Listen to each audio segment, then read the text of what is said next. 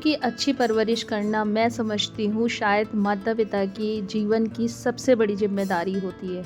बच्चे हों या फिर कोई भी रिश्ता, वो एक पतंग की डोर की ही तरह होता है जिसको कभी हमें ढील देनी होती है तो कभी उसको खींचना पड़ता है। और जब माता-पिता से बच्चे अपनी बात को छुपाने लगे या फिर बातों को बनाने लगे, तब फिर समझ लीजिए रिश्ते में कहीं न कहीं कुछ गड़बड़ी आने लगी है और रिश्ते की डोर कमज़ोर पड़ने लगी है।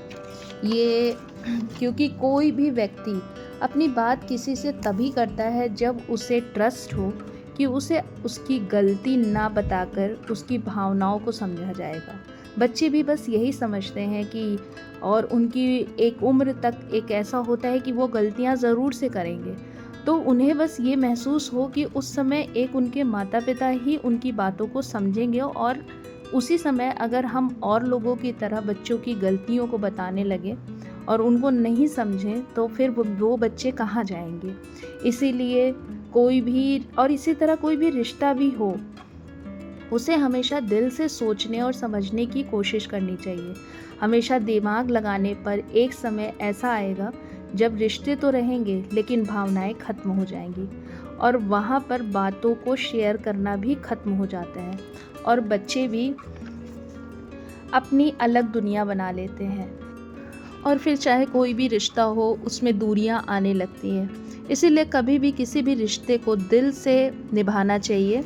दिमाग ज़रूर से लगाएं, सोचने समझने का दिमाग ज़रूर से लगाएं, बट कोशिश दिल को भी बिल्कुल हटा के नहीं। तो ऐसे ही हमारे हर रिश्ते होने चाहिए। फ़िलहाल काम में मैंने ये जो मिक्सी और वो था इंडक्शन, ये मेरे हस्बैंड बाहर लेके रहते थे तो वो तो बिल्कुल सफाई नहीं रखते थे, तो उसको साफ़ किया, आटे की बोरी ड्रम में डाली और ये कटहल का अचार जो है इसमें थोड़ा-थोड़ा तेल डालते हुए अब थोड़ा-सा 2-3 दिन बीत गया है तो इसको मैं शीशी के जार में भर दूँगी और उसके बाद इसको अभी भी धूप में 2-4 दिन तक ज़रूर से रखूँगी और देखती रहूँगी कि कोई इसमें अभी प्रॉब्लम मतलब दिक्कत ना आए। तो देखिए मैंने आज फिर से इसमें तेल डाल दिया है। 2 बार मैं इसमें ऑलरेडी तेल डाल चुकी हूँ और तेल कभी भी मैं एक साथ नहीं डालती, धीरे-धीरे करके 3 से 4 बार डालती हूँ। जिस हिसाब से तेल हो कि मतलब अचार जब आपको क्योंकि अचार भी जो है एब्ज़ॉर्ब धीरे-धीरे करता है और वो फूलता जाता है और पकता जाता है। तो बस इसी तरह से तेल डालते हुए मिलाते हुए अब इसको मैं जार में डाल दूँगी और फिर ये 2-3 दिन तक धूप में रहेगा। और कटहल का अचार अगर ये ठीक-ठाक बन गया तो अभी तो बारिश मतलब जुलाई के बाद होगी तो एक बार मैं और कोशिश करूँगी कि एक और कटहल का अचार एक जार और बना लूँ, क्योंकि मेरे घर में ये बेहद पसंद किया जाता है, बहुत ज़्यादा पसंद किया जाता है और इसको पूड़ी-वूड़ी से खाने में तो मज़ा आ जाता है कटहल का अचार। तो अब इसको मैंने शीशे के जार में भर के रख दिया और शीशे के जार को भी मैंने अच्छे से धुल करके, फ़िलहाल धुला रखा था लेकिन फिर से धुल करके इसको धूप दिखा दी थी। मसाला जो परात में लगा हुआ था उसमें थोड़ा-सा तेल और डाल के मैंने ऊपर से फिर से इसमें तेल डाल दिया है और इसको अब धूप में रख दूँगी। तो ये काम हो गया है और घर में ऐसे ही छोटे-मोटे काम बहुत सारे होते हैं जिनको हमें करना पड़ता रहता है, दिन भर चलते ही रहते हैं। एक पार्सल आ गया था, ये छोटे-छोटे फ्लावर्स के जो है पॉट मँगवाए थे। कभी भी ऑनलाइन मुझे ये फ्लावर्स बड़े अच्छे लगते हैं और बाहर तो उगते नहीं क्योंकि सनलाइट नहीं आती, तो अपने घर को ही छोटी-छोटे इस तरह की चीज़ों से सजाने की कोशिश करती रहती हूँ। और हस्बैंड मतलब बाहर से आए हुए हैं, मतलब शिफ्ट होके इधर आए हुए हैं घर पे, तो उनका एक ब्लैंकेट पड़ा हुआ था तो वो मुझे दीवान में डालना था। इस वाले दीवान में सारे वूलन मतलब कि जितने भी कंबल-वंबल हैं, तकिया, ये सब रखे रहते हैं।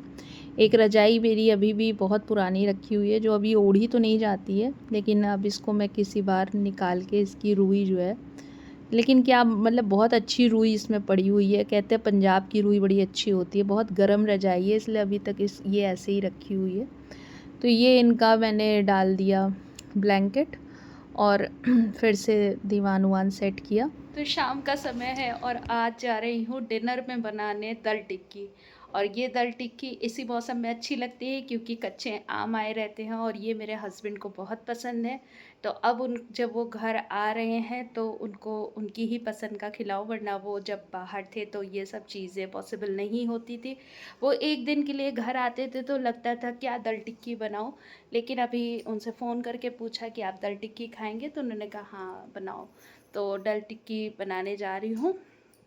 आज आईपीएल का फाइनल मैच चल रहा है, आरसीबी और एक और कौन सी है, पंजाब। तो वो भी बीच बीच में देखने में बड़ा इंटरेस्ट है, लेकिन खाना चढ़ा दूँ क्योंकि जो है वो कभी भी आ जाएंगे तो उन्हें भूख लगी रहेगी। और दूसरी चीज़, भगवान की पूजा हो गई है। लाइट अभी नहीं आ रही है। ड्राइंग रूम के बीचों बीच में एसी रखी हुई है। आज एसी वाला आया था, उससे बात करी तो उसने कहा कि यहीं पे लग पाएगी क्योंकि मेरे कमरे में विंडो छोटी है, ज़्यादा तोड़ फोड़ नहीं कराना है, तो इसको यहीं पे लगवा दूँगी। और अचार की दिन भर की धूप लगवा दी है, तो चलते हैं, पहले दाल चढ़ा देते हैं फिर टिक्की बनाएंगे। तो सिंपल मैंने दाल चढ़ा दी है। पहले दाल में एक सीटी लगाएंगे और उसके बाद फिर इसको टिक्की बनाएंगे। तो टिक्की बनाने के लिए आटा जो है वो ये सान के रख दिया है और अब पहले टिक्की बना लेते हैं। है उसके लिए थोड़ी सी लाइट कम है और दाल मेरी पक गई है। इसमें ज़्यादा पूरी दाल नहीं पकाई है, थोड़ी सी दाल पका दी है 2 सीटी से। और अभी इसको खोल देंगे और उसके साथ अब पूरी दाल तब पकेगी जब टिक्की साथ में पड़ेगी। तो अब जा रही हूँ टिक्की बनाने के लिए। ये यूपी का फेमस, मतलब बहुत अच्छी डिश मानी जाती है और इसको सभी लोग बहुत पसंद करते हैं। तो अब बना लेते हैं टिक्की। तो आटा तो सन गया था और अब जा रही हूँ छोटी छोटी टिक्की बनाने के लिए।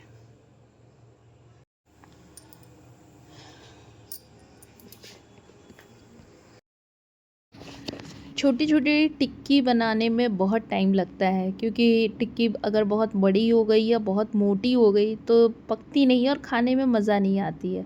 खाने में तो तभी मज़ा आता है जब ये बहुत छोटी छोटी और पतली पतली हो।